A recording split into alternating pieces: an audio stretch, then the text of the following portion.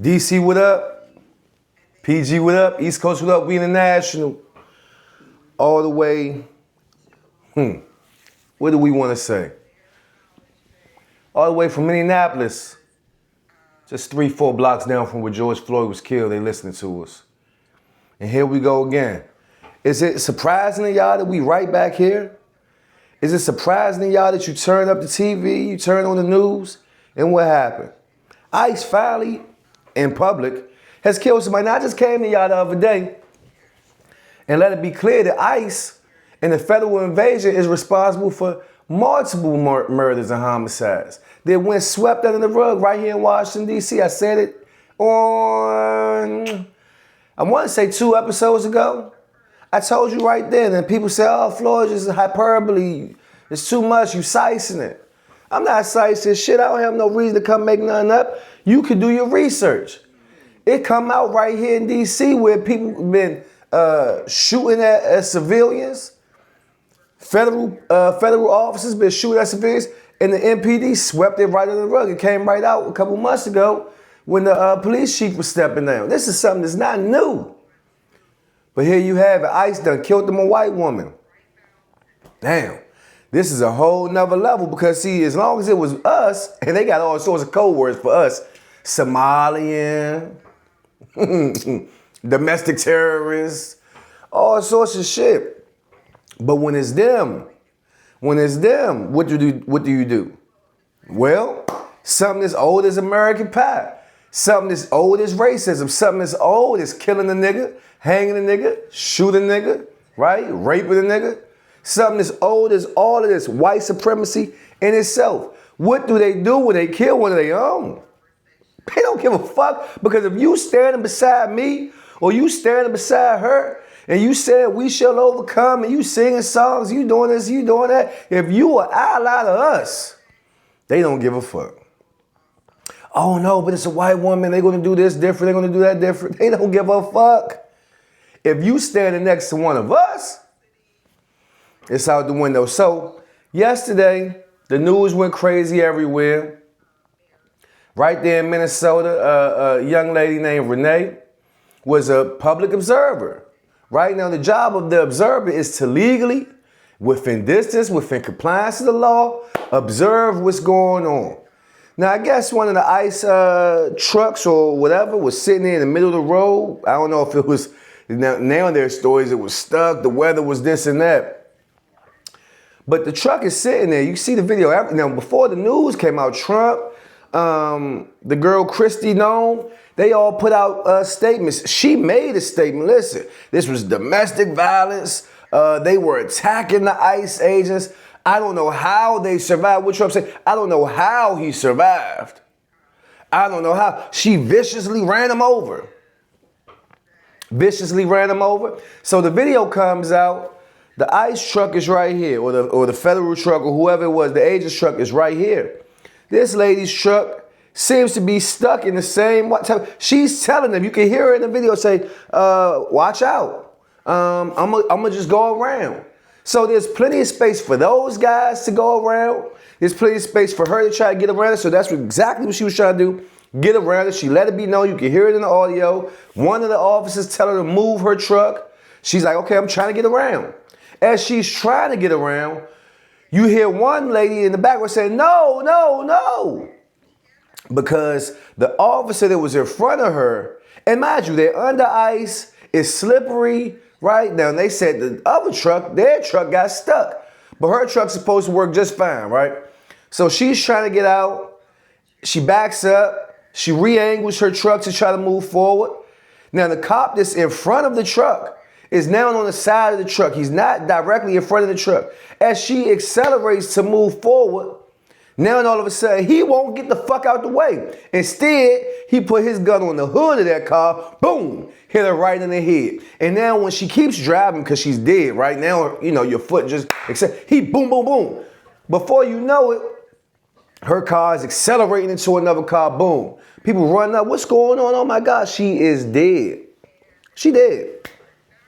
This guy walks to the car, sees her, walks back, he's fixing his mask, call the police. Call the ambulance. He not hurt, he not bothered. Now all of a sudden he had to go to the hospital. His injuries, life-threatening. It's a miracle. Thank God he's alive. This is what they do. Now this isn't back in the day. Now we got all sorts of cameras. Everybody got their footage, Ring cameras, everything. The proof is there. And you know what's crazy? I hear some people say, well, she was trying to get away. She was this and that. That's not against the law. Let's be clear. Shooting a suspect that's trying to leave is against the law. If that suspect is not offering imminent threat to you, so then they changed the word. Yeah, they changed it. It went from she attacked him, she ran him over, to now he was in fear for his life. Because what the law does say is, if the police officer has a reasonable, whatever that means, amount of fear, all he has to do is be afraid, and he could blow your motherfucking head off. And what's crazy is, I saw the mayor of Minneapolis come out and say, ICE, get the fuck out our city. Literally, he said, get the fuck out our city. See, Trump done opened the door for niggas to start saying whatever they want. And so if he can do it, I can do it. And I can do it better, right? And so people are tired of your shit. Get the fuck out of our city. But they been saying this. They been saying, Chicago, the mayor, been said, y'all not welcome here, but they gonna do what they wanna do in there. I told you the other day, if they will go bomb other countries, if they will go kidnap the fucking presidents of other countries, without having congressional agreement, without having approval, they don't give a fuck. He's the commander-in-chief. He their boss. This his army to do whatever the fuck he tell them to do. And I don't care how many interviews they tell you, we going to follow the law. They not going to do shit but what they told. That's what soldiers do. That is what soldiers do. So, you know, I saw the statements by Trump. I saw Kristi Noem. And I thought it was incredibly disingenuous. But what else are they going to do? But the thing that really, you know, listen. Lying is not against the law. They could come lie. They could come make a report. They could come say whatever they want. It's not against the law. But what it does do is open the door for history to remember it different, right? And so people 20 years from, look at the kids today. They got ChatGPT. They got Google. They not going to go research what actually happened to the Black Panther Party. They just going to read something to say, we knew it was a crackhead. They not going to research what actually happened with Malcolm X. They going to say, oh, he got into it with Elijah Muhammad and the Muslims killed him. That's it. So whenever you could shape the narrative of history, maybe the people that's here right now don't get it. Maybe they don't believe. Maybe they skeptical. But who gives a fuck? Because guess what? Those people going to die sooner or later, and history will tell a totally different story. You see how they talk about Abraham Lincoln? He ain't really free them slaves, really? Well, what if at the time, if I went into the Congress and I said, this bill is to free the slaves? All these racist white motherfuckers that say, hell no, we ain't freeing our slaves. But if I come in there and I say, this ain't about no motherfucking slaves. This is about the economy. This is about our money. This is about the union. Now, everybody says it's about the union. What if I'm Obama and I want to do something for minorities, my people? But if I come in there and say this is for the niggas, it's going to get thrown out. But what if I say this is for the LGBT? Well, hell, Republicans got gay family. Democrats got gay family. White people got gay family. Black people got gay family. White people are black. White people are gay. Black people are gay. So who can't get behind this? Even if this bill secretly helps all minority, we can't word it like that because the ones that are bigoted and racist against minorities will never agree. But if you make it something more universal, if you frame it in a way that it helps everybody, then it helps everybody. So I don't see how this isn't happening now. They're going to change the narrative, change the story, so that it shapes something favorably for them in the future. But what we have to do, and I mean we, anybody who gives a fuck, can't let that happen. And you can't be afraid to speak on it. I have to come speak on it because this has to be documented. We have to document history the same way everybody else is documenting and taking away things from the history. Because that's why they want to come in the museums and tear everything down. It's not about, they want the history. They want history on their side. Because once history's on your side, now you can do whatever you want to do. It's been precedented. Oh, we did this before. This is okay. Da, da, da, da, da. So if we start just shooting motherfuckers in broad daylight, and Trump comes out immediately and co-signs with the officers that shot the lady in broad daylight, then now everybody else all over the country knows, oh, I can get away with this. I say people mad somebody said Trump is enabling them. They say, well, what is you got delusional Trump syndrome, man. Why Trump got everything? Get the fuck on. No one's delusional. No one has any Trump syndrome. This shit is real. And I assure you, the things that are allowed, because this is allowed, will open the floodgates to many more acts just like this. God bless this woman who was shot. It reminds me of what happened in Charlottesville. I went out there the next day after what happened with Charlottesville because I heard they was attacking black people in the garages and at the stores, at the restaurants. I heard they was so empowered, they was walking around the streets. I had to go see it for myself. Because see, Minneapolis is far away. Florida is far away. All of these places, Ohio, where this stuff was happening, is far away. But Charlottesville is right down the street. And so if you telling me you was hacking niggas, if you telling me you killing niggas, if you telling me you beating up niggas for walking down the street and looking at you in Charlottesville, and y'all just ran over some white lady, what won't you do to one of us? And I wanted to see y'all niggas do it to my face. Do it to my face. And see if I won't live and die about this shit. So I went. And I had my opportunities to prove everything I'm saying, and I did. We don't need to speak about it on here. You could go literally Google or YouTube videos and interviews from that time, and you'll see me right there. You'll see me right the fuck there. I didn't come with 20 niggas, this and that. I came by myself. Nobody wanted to come with me. We'd go kill each other left and right, but you ain't gonna go ride on some white boys. You ain't gonna go ride on some Proud Boys. You'll go shoot up a whole nother block for niggas who try to take away your $25 plate.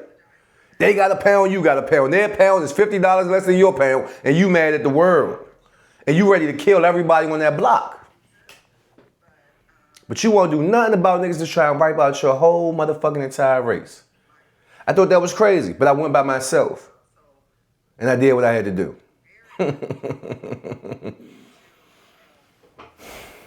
If you look at the January 6th celebration, it tell you that this is about history.